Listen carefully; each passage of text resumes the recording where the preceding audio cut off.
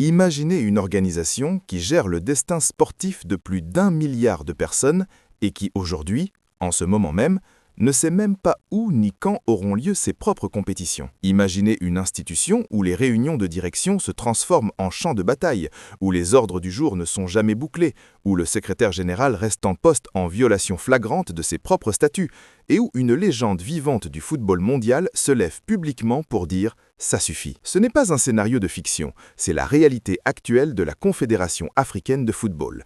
Et ce que je vais vous révéler dans cette vidéo va changer votre façon de voir le football africain pour toujours. Un mois après la clôture de la dernière Coupe d'Afrique des Nations, la CAF est entrée dans une phase de turbulence comme elle n'en a jamais connue. Et attention, je ne parle pas d'une simple crise passagère, je parle d'une déliquescence structurelle. Les récents sommets de Dar es Salaam et du Caire ont mis à nu ce que tout le monde soupçonnait, mais que personne n'osait dire à voix haute. Cette institution est en train de craquer de l'intérieur. Les sessions de travail du comité exécutif sont marquées par des débats d'une violence inédite.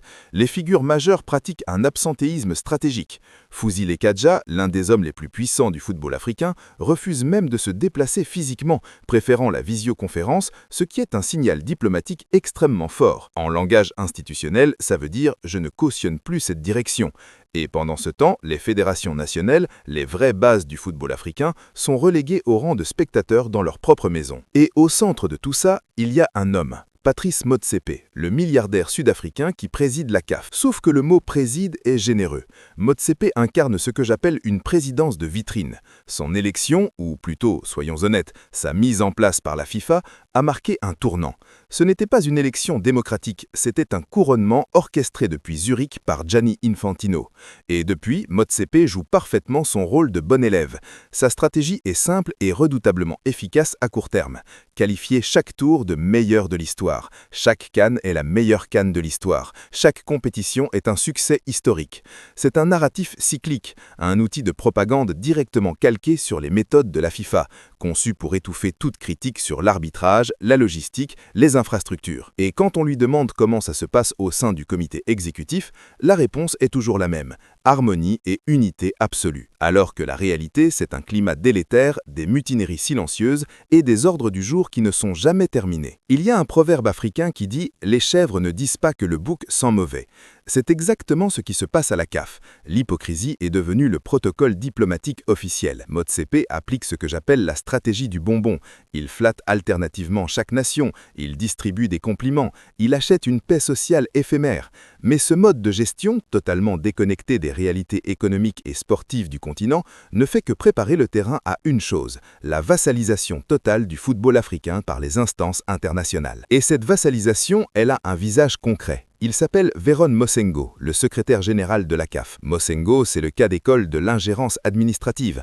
Sa présence au sommet de l'administration est perçue par une majorité de fédérations comme une extension directe du pouvoir d'Infantino. Il n'est pas vu comme un serviteur du football africain, il est vu comme une courroie de transmission suisse. Et les faits sont accablants. Mosengo occupe son poste alors qu'il a dépassé la limite d'âge réglementaire depuis plus d'1 an. Plus d'1 an en violation des statuts de sa propre organisation. Et personne ne bouge. Des dossiers internes lourds, des procédures judiciaires le concernant seraient activement étouffés pour protéger l'image de la direction. Un membre influent du comité l'a qualifié, et je cite, « de chef-faillon suisse sous la peau d'un Africain ». C'est brutal, mais ça traduit une fracture identitaire profonde. Le pan-d'africanisme historique qui a fondé la CAF est en train de mourir sous les coups d'une gestion technocratique importée. Mais cette crise n'est pas seulement institutionnelle, elle est profondément géopolitique. Et c'est là que ça devient vraiment fascinant. Il existe aujourd'hui ce que j'appelle un triumvirat d'influence au sein de la CAF. 3 pays, 3 pouvoirs. Le Maroc, à travers Fouzi Lekadja, l'Afrique du Sud, à travers Motsepe lui-même, et la République démocratique du Congo, représentée par Mosengo, et une présence massive dans les instances d'arbitrage. Ces 3 puissances assurent une cogestion quasi exclusive du football continental. Le Maroc, en particulier, a joué un coup de maître ces dernières années. En accueillant sur son sol les nations qui n'ont pas de stade aux normes pour organiser leurs matchs, Rabat a accumulé un capital politique immense. Mais aujourd'hui, la frustration grandit au Maroc. Le retour sur investissement diplomatique n'est pas à la hauteur des attentes. Et du côté du reste du continent, c'est la peur d'une domination sans partage. La finale de la récente compétition de jeunes entre le Sénégal et le Maroc a été révélatrice. Ce n'était pas qu'un match de football, c'était une revanche sociale, le bloc subsaharien contre l'axe des puissants. Et quand le Sénégal a gagné, la joie dépassait largement le cadre sportif. C'était un message politique. Et pendant que ces jeux de pouvoir se déroulent en coulisses, le football concret, celui des joueurs, des joueuses, des supporters, est traité avec un mépris sidérant. Parlons du calendrier, ou plutôt, parlons de l'absence de calendrier. La CAN féminine est plongée dans un vide total. Personne ne sait quand elle aura lieu. Mes informations indiquent que le Maroc aurait discrètement formulé une demande de report. En attendant, les joueuses, les sélections, les staffs techniques sont dans le noir complet. Elles ne peuvent rien préparer. Elles sont traitées comme des variables d'ajustement dans un tableur Excel géopolitique. Pour l'édition masculine de 2027, Motsepe assure que tout est maintenu en Afrique de l'Est. Mais les signaux venant du Kenya sont alarmants. Retard majeur dans les infrastructures, un contexte électoral extrêmement tendu qui pourrait tout faire basculer. Et pour 2028, c'est encore plus simple. C'est un trou noir. Pas d'hôte, pas de date, pas de visibilité. Et n'oublions pas la réforme la plus controversée,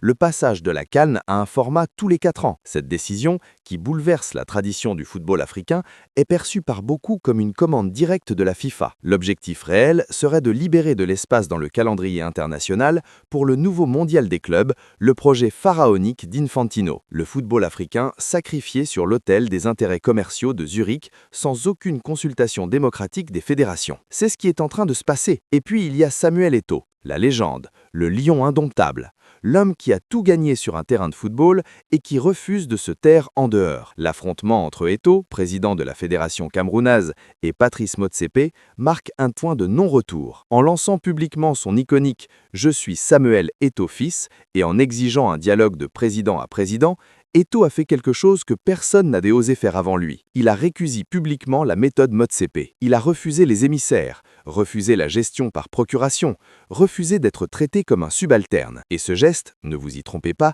dépasse largement le cadre d'un conflit personnel. C'est une revendication de souveraineté africaine. Eto'o est en train de se positionner comme le porte-voix de tous ceux qui estiment que le football africain doit être dirigé par des Africains, pour des Africains, selon les intérêts des Africains. Le passage de la contestation verbale à l'action politique directe semble désormais inévitable. Et quand un homme de la stature d'Eto'o décide de passer à l'action, les équilibres de pouvoir tremblent. Le football africain se trouve à un carrefour historique. La vitrine marketing de Motsepe est désormais trop fissurée pour masquer le chaos de l'arrière-boutique. Entre vassalisation par la FIFA, une gestion administrative en violation de ses propres règles et la rébellion ouverte de légendes comme Eto'o, la CAF n'a plus que 2 options. Soit elle se réforme en profondeur, retrouve sa souveraineté et redevient une institution au service de ses 54 fédérations membres, soit elle s'effondre sous le poids de ses propres contradictions. La confrontation Eto'o contre Motsepe n'est pas la fin de l'histoire. C'est le prologue d'une recomposition brutale du pouvoir sportif